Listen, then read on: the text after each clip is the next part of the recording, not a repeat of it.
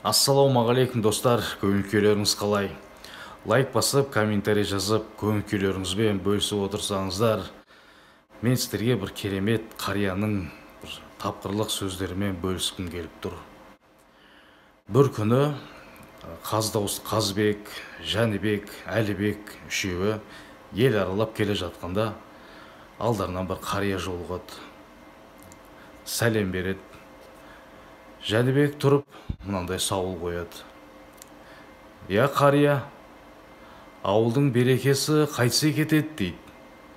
Соны қария сәл ойланып тұрып, ауыл қариясы шала болса, жігіттері алты ауыз ала болса, десе мә дейтін, жас үлкенге жас кішісі сен десе, сол ауылдың берекесі кетеді депті. Соны Қазбек тұрып, я ақсақал, үйдің берекесі қайтсе кетеді дейді. Үйге әйелің қабағын түйіп кірсе, шай құюға ерінсе, балаң ұрысқа сай болса, келінің керіске сай болса, қызың сумақай болса, сол үйдің берекесі түгел кетеді депті. Сонда Айбек тұрып,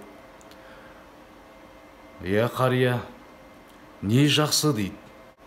Атың жақсы болса, тірлікке мінген пырағың. Балаң жақсы болса, жанып тұрған шырағың.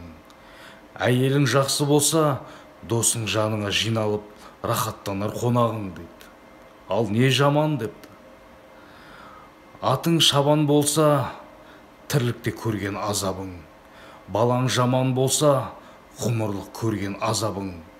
Әйелің жаман болса, досың сенен безініп, үйден кетер қонағың деген екен. Қарияның мағыналы сөздеріне, тапқырлығына риза болған билер ауылына ертіп, қонақ етіп, тоң кигізіп, атқа мінгізіп жіберген екен қарияны.